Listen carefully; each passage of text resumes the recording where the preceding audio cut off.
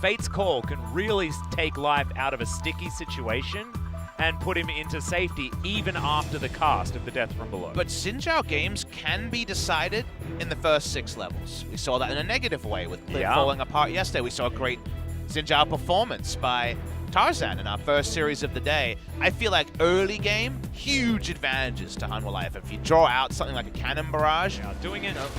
Control ward comes in, and Blast Cone's just eaten by Key to make sure that no one can pop over. An injury in 2015 spring. Yeah.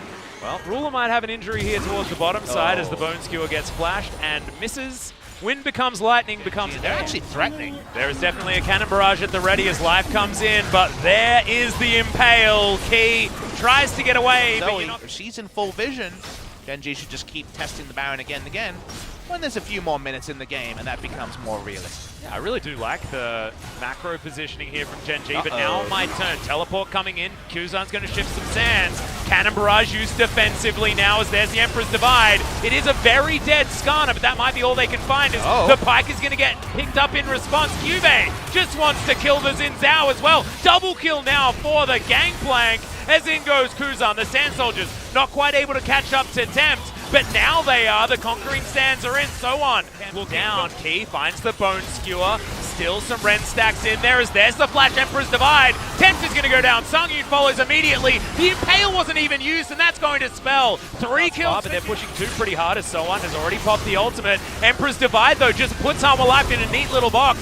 Bono trying to get out of the way. The Impale is used, like you say, on the Aatrox. No more engage. Possible Trouble Bubble is going to land onto Life, but he straight up does not care about it. And Kyubey goes back underneath this turret to take it down. Target selection perfect. The good luck charm of the Skarner in this game. They're going to break inner line. There's no Nexus turret, guys. Yeah, and you know how much that Nexus is worth? 50 gold, guys, and I have a feeling that Gen.G might have that money. Emperor's Divide's huge to start off the fight. As Bono has the ultimate, it's trying to keep him alive, but it's just not working. Key's Death from Below doesn't work either. He goes down basically instantly. So On will be inside the Blood Well, but you can see Ruler, he just wants to get the free kill on the mid laner, and now it's a Nexus in his sides. Ruler does find Life with the Fate's Call, and So On, to his credit, gets out of the way of the knockup, but he's not going to get out of the way of the end of the game. An Abyssal Voyage just for fun, as Life will lick this Nexus to death, and Gen.G with a very swift first game win. It was building a lot of magic resist. And your friend and mine, me, and my own friend, is also hyped because weren't we having this conversation with the Korean casters? Yeah. Who's the best Lucian in the LCK? And Kuzan's name is right up there, even though it's a mid lane Lucian pick. It's a very intriguing pick here, and we kind of diagnosed something like the Elise could be coming in. Karthus, that's the nth degree, less lane pressure, going back, and another pre-6-minute Drake start that we're seeing basically every game. Real positive here this game is there's the quickness. Immediately the Civ is going down low. You can't spell shield. Death. A teleport to come in for the flank as Peanut has to flash to get himself out.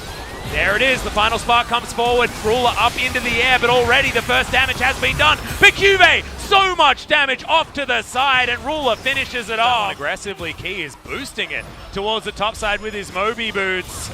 Bono's here as well. Ragnarok is going to get popped. Relentless Pursuit is in. Cleanse is down. Final Spark isn't quite going to land it, but the last auto from Sung-Yun. From Bono, but they're trying to make things happen. However, now... Yep, Ruler's going to flash very, very early. Does have the Feather Storm, but I'm not sure it's going to save him. Blade Caller comes in. He has to walk through the Final Spark as he does fall down. They do still have an AD carry on the side of Gen.G as Peanut is threatening off to the side. Trouble Bubble lands onto the Aatrox, and this is a kill opportunity right now. Kyubey gets a few shields. Wall of Pain is there to try and protect. But Trouble Bubbles are flying through. So One's in there as well. And Peanut very early on the stopwatch because he's so close to dead as now Life able to get himself out of the fight. Tempt is going to go golden and eventually does fall down as Kuzan wants to get into this pit. With the Wall of Pain now on cooldown.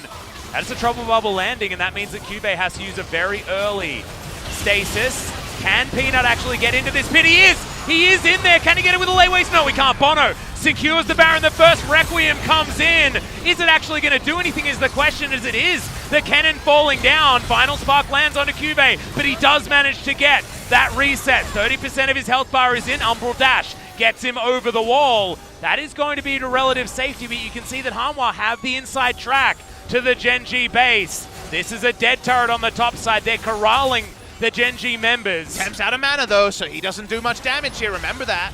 Yeah, teleport now going to be utilized as well. That's going to get Cube back with a full health bar. And now Hanwha are the team that have to be scared. Good first knock-up. Infernal Chains does get the Ragnarok. It's really hard to see how Gen.G find anything. Quickness available again. That's about all they got. Yeah, well, Battle Dance is going to come forward, but doesn't find the Grand Entrance. Does get an exhaust out, but Ruler, he's going to lose his life. The heal does come in. He survives for the moment, but he has to get onto the fountain. Infernal Chains are going to be broken effortlessly from Hanwha as they look to chip down these Nexus turrets. And by chip, I mean obliterate. One of them almost to fall. It's only a Siege Minion auto attack, and that one's going to be taken. Peanut underneath this turret. These turrets does have some wave clear, but he needs to get rid of champions. He needs to get rid of Hanwha Life. Otherwise, this is going to be all over. It's a desperate attempt at a fight here as Requiem's going to be utilized in the back line. It does go down, but it's just tickling these Hanwha members. Double kill already for Soan. The Nexus is going to fall as an afterthought by the looks of things as Sungyun is flashing onto Ruler. He's getting the autos onto Cube. The fountain is where you belong, gentlemen. As we're going to game 3, Hanwha showing signs of life. Hanwha Life.